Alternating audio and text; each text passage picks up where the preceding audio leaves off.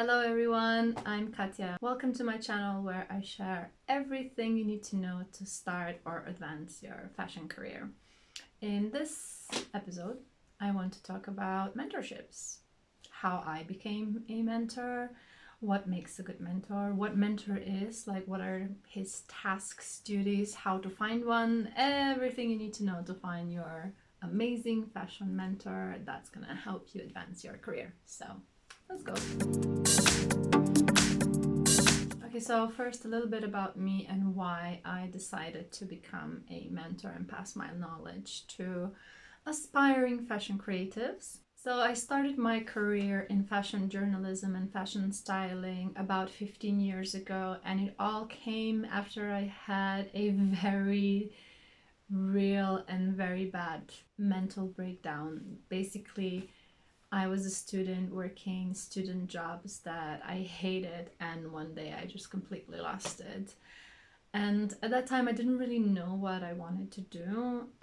So I had to really tap into my past and really deeply get to know myself again and get to know what I want to do in my life. And at that point, I remember I always loved to write, since I was a little kid, since I could write, basically, I was writing, I was making my own newspaper. I was always one of the best in class when it came to writing essays and stories and stuff about that. So I really loved to write, and at the same time, I was super into fashion. After watching Clueless for the first time, which was when did that came out? About 95, something like that, maybe? Yeah, I'm old. Um, After watching that, I completely became obsessed with fashion. I started making my own clothes. I repurposed my things that I already had in the closet because obviously I didn't have the skills to really sew. I was just winging it. And also I didn't have money to buy materials. So I kind of combined both of those passions. So I went in on a journey to become a fashion writer and a fashion stylist.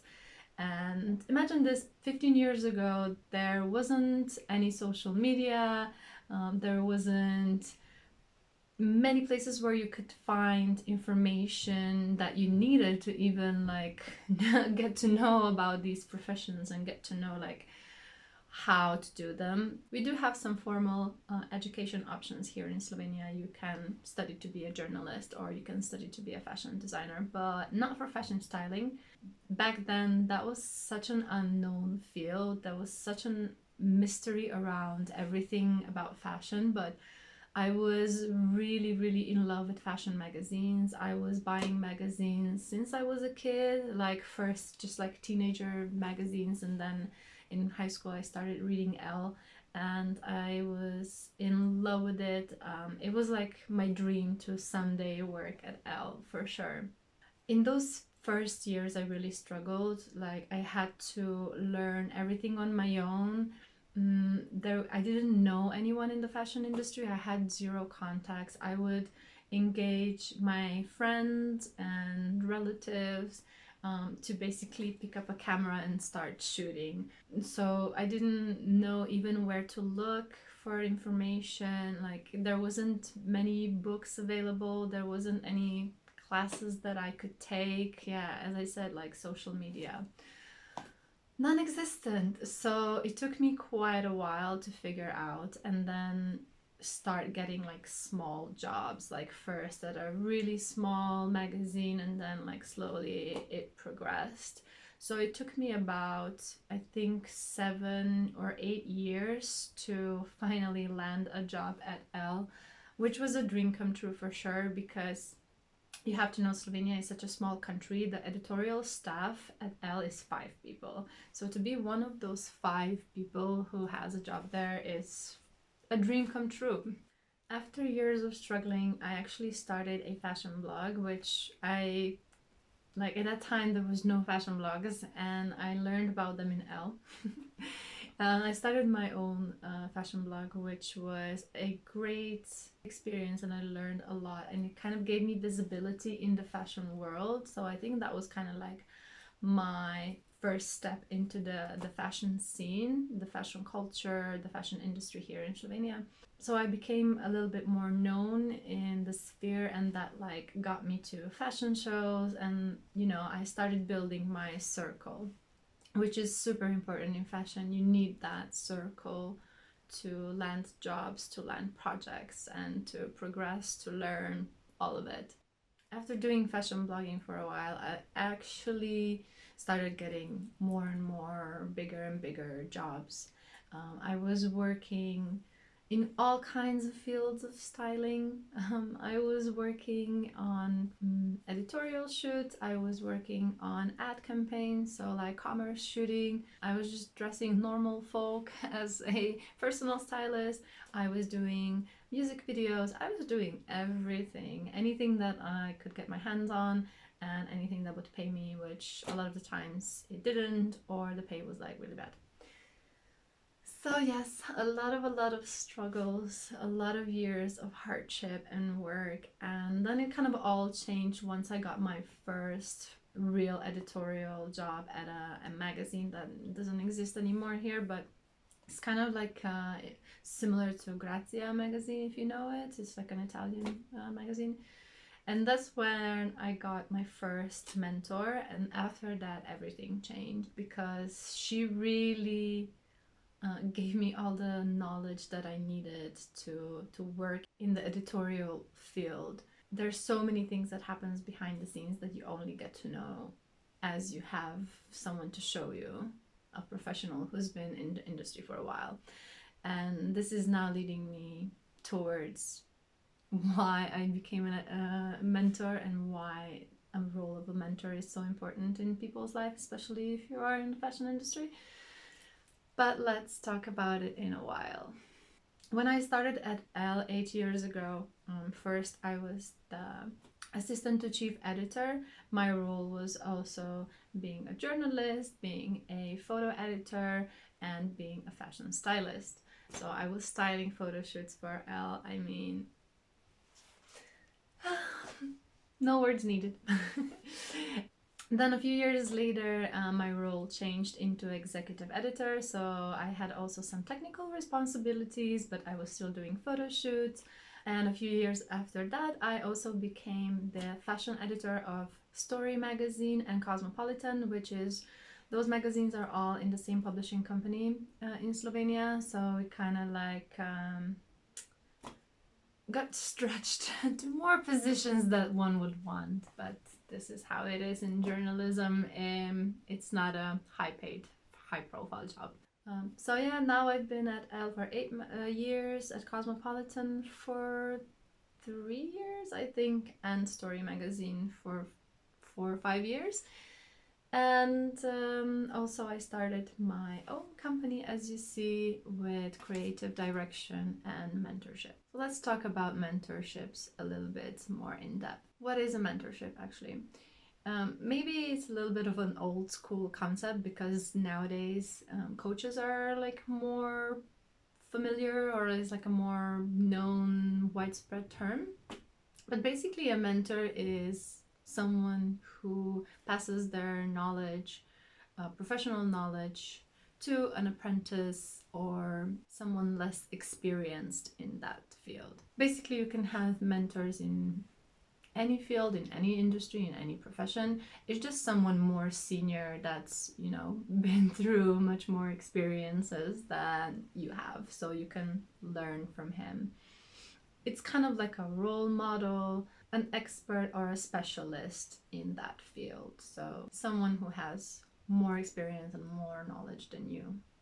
That's basically it. So the tasks of a mentor are basically to pass that knowledge, but not just knowledge, like all the experience, the skills, which can help you progress in your career much faster and with much ease. Basically, he's your support on any step, like any questions, any hardships, any issues, any problems you face, whether it's just professional or, you know, a lot of the times your personal lives intervene, or like mental health, all those aspects, like that all goes into like advancing and progressing in your career. So a mentor is that figure that just offers support all around, for you to be able to like progress with more ease.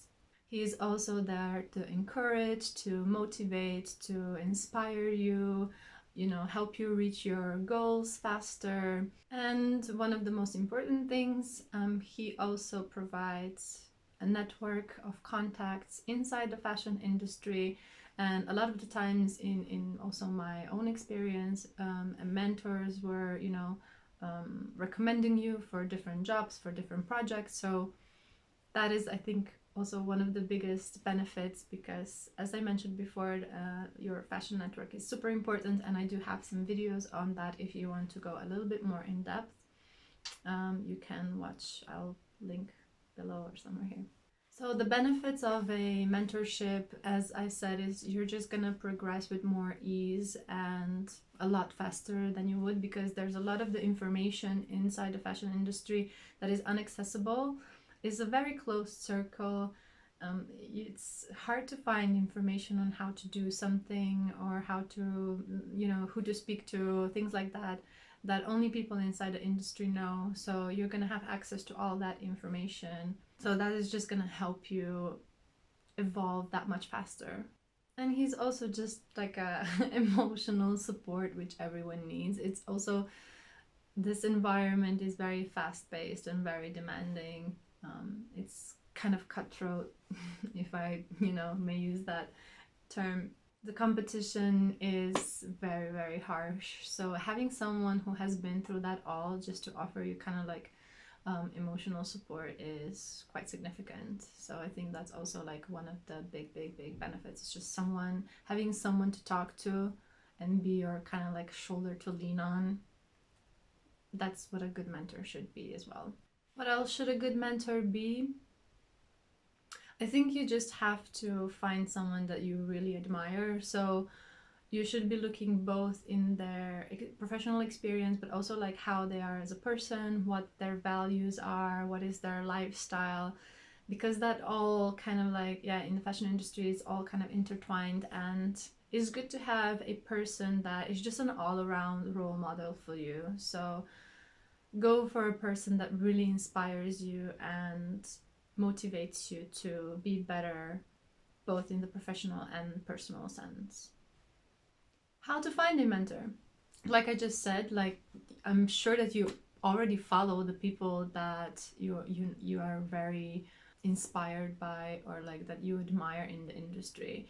So it's good to have a person who is doing the profession that you want to do, but it's not necessary. Like as a fashion stylist, like I could have a mentor who is a fashion designer, or an editor, or even like a makeup artist. You get the point. Like you can learn from people that are doing other professions inside the industry, but also outside. Like right now I'm really looking into having like a business mentor, because I'm super creative and I have that covered, but the business side of the business is a problem. So I don't know much. So I would really like to have a business mentor who could like teach me a little bit more of like everything, not just the knowledge, but the etiquette, like how to act in certain situations, how to ask for help, how to ask for funds, where to search for that.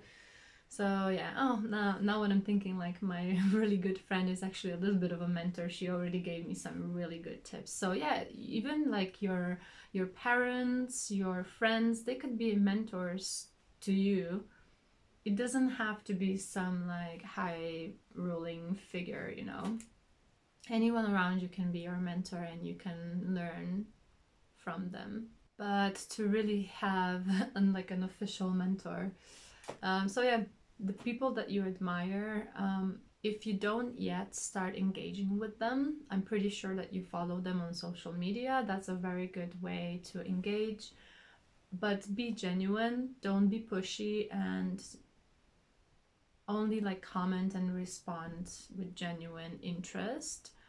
But it should be a few months of engagement before you really reach out to them and contact them. you don't have to be as straightforward as like, hey, would you be my mentor? It can be really just here and there asking for some advice, and if they provide you the answers, the guidance, then basically they're your mentor. You don't have to be like, maybe this was my mistake at the beginning when I wanted the editor of Elle to be my mentor, and was just like, please, can you be my mentor? And she was like, I don't have time, because it sounds like a lot of work. But it's just like giving a hand and giving advice here and there. So you can have a mentor like that. If you want a more like hands-on approach, then yes, then search for someone who is ready to be a mentor and give you like an hour, 2, 3 per week. Depends on like what is your situation and what kind of guidance would you like.